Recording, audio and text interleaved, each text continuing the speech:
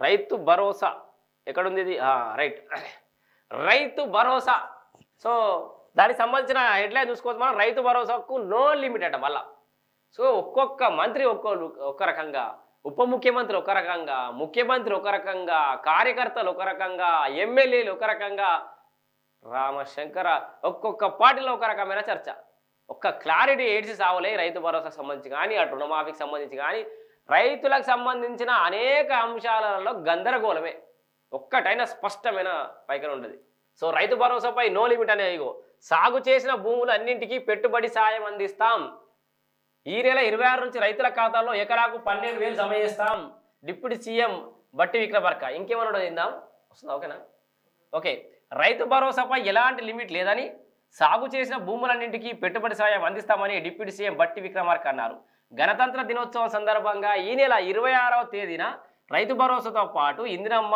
ఆత్మీయ భరోసా పథకాలు అమలు చేయనున్నట్లు వెల్లడించారు రైతు భరోసా వస్తుంది ఇందిరమ్మ ఆత్మీయ భరోసా అంటే ఏంటంటే ఈ వ్యవసాయ కూలీలు ఎవరైతే ఉంటారో వాళ్ళకు కూడా ఆర్థిక సాయం ఏదైతే ఏదో అనుకోరో అవి కూడా సాయం అందుతాట గురువారం వనపర్తి నియోజకవర్గంలో జరిగిన పలు అభివృద్ధి కార్యక్రమాల్లో సహచార మంత్రి Jupally Krishnarao MP doctor Malluravi MLA మెగారెడ్డితో కలిసి పాల్గొన్నారు ఈ సందర్భంగా బట్టి మాట్లాడుతూ కాంగ్రెస్ ప్రభుత్వం ఇచ్చిన హామీల మేరకు ఈ నెల 26 నుంచి రైతుల ఖాతాలో ఏడాదికి ఎకరాకు 12,000 చొప్పున జమ చేస్తాం ఏడాదికి ఎకరానికి 12,000 అని చెప్పకుండా మేము ఇచ్చిన విధంగా మేము హామీ ఇచ్చిన విధంగా 7,500 కాకుండా ఎకరానికి 6,000 రూపాయలు మాత్రమే ఇస్తున్నాం మన పరిస్థితి గిది అని చెప్పేసి క్లియర్గా చెప్పాలి ప్రతిసారి 6,000 రాయాలి ఈ 12,000 అని ఓ పెద్ద భూతదం వేసి 12,000 అన్నట్టు చూపెడుతున్నారు అది ఏడాదికి ఒక పంటకు కాదు ఒక ఎకరానికి కాదు సో జమ చేస్తున్నారు తెలిపారు అదే రోజున ఇందిరమ్మ ఆత్మీయ భరోసా పథకంలో భాగంగా భూమి లేని రైతు కూలీలకు కూడా ఏటా 12,000 చెల్లిస్తామని అన్నారు ఎట్లా నమ్మమంటారు ప్రతిదీ నో లిమిట్ అంటారు దీనికి నో టైం బాండ్ అంటారు ప్రతిదీ నిరంతర ప్రక్రియ అంటారు ప్రతిదానికి మళ్ళా అప్లికేషన్లు తీసుకుంటారు అధికారులకు వచ్చిన కొత్తలనే ప్రజాపాలన అప్లికేషన్లు తీసుకుంటారు దాంట్లో భూమి అడుగుతారు భూమి పాస్బుక్ నంబర్లు అడుగుతారు చెట్లు క్షేమలు అనుకుంటా కుటుంబానికి సంబంధించిన సర్వం మళ్ళీ రాసుకపోతుంది మళ్ళీ అయిపోగానే మళ్ళీ రైతు భరోసాకు రుణమాఫీ అంటే ఆ రుణమాఫీలో వీనికి ఆధార్ కార్డు సక్కలేదు వానికి ఇది సక్కలేదు వానికి అది సక్కలేదు కూడా అది సగం ఇయ్యలే ఇక రైతు భరోసా వీడి చెట్లకు ఇచ్చిండు పుట్టలకు ఇచ్చిండు ఇవి కాడి చేస్తాం అవి కాడి చేస్తాం 22,000 కోట్లు అప్పనంగా చెప్పిరు ఆ కోట్లు ఈ కోట్లో ఉన్నది దిక్కులేదు ఇక్కడ 2 పంటలు ఏడాది వెళ్ళిపోయి ఇప్పుడు ఈ రైతు భరోసా కూడా ఈ పంట కాలానికి ఏం అందలే ఆల్రెడీ నాట్లు పడుతున్నాయి మొత్తం సగానికి నాట్లు అయిపోయినాయి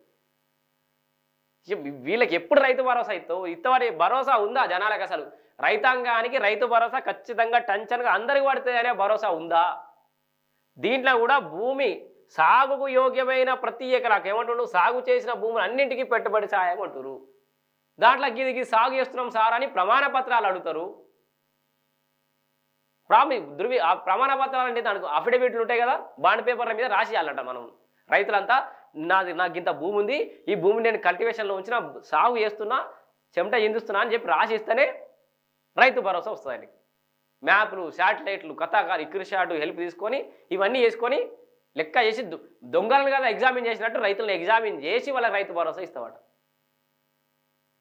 డిఫాల్ట్ కంపెనీలకు అసలు ఆడ కాగితాల మీద మాత్రమే కనబడే కంపెనీలకు రాయితీలు ఇస్తావు కాగితాల మీద కనబడే కంపెనీలకు లోన్లు ఇస్తావు ఎగబెట్టిపోయే ప్రతి ఒక్కరికి లోన్లు మొత్తం రద్దు చేసేస్తావు నువ్వు ఇచ్చిన హామీలకు దేనికి కూడా బాండ్ పేపర్ ఉండదు నువ్వు ఇచ్చిన హామీలని గాలిలే మీరు ప్రకటించడు ఎట్లా నోటికి వచ్చినట్టు ప్రకటించవచ్చు మీరు ఎలాంటి ప్రమాణం చేయరు రాజకీయ నాయకులు ఎలాంటి ధృవీకరణ పత్రం ఇయ్యరు ఎలాంటి అఫిడవిట్లు ఉండే మీరు ఇచ్చే మాటలకి దున్నే రైతు మాత్రం మీకు అఫిడవిట్ ఇవ్వాలన్నా కష్టపడే రైతు మాత్రం మీకు సంతకాలు చేసి ఇవ్వాలన్నా ప్రమాణం చేయాలన్నా మీకు ఏం మీకు తెలుసలేదా భూమి ఎక్కడుంది ఏడలేదని మీ అగ్రికల్చర్ ఆఫీసర్లు అందరూ ఏడిపోతారు భోజనం పెట్టి ఇంట్లో వండుకోబెడతారా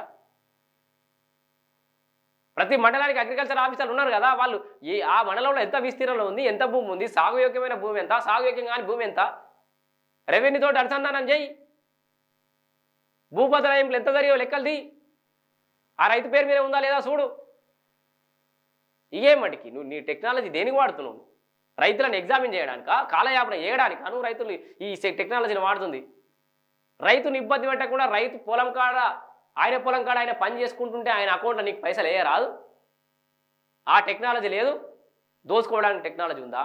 నోటికి వచ్చినట్టు హామీలు వేయడానికి ఒక టెక్నాలజీ ఉందా? కాలయాపన వేయడానికి టెక్నాలజీ వాడతావా?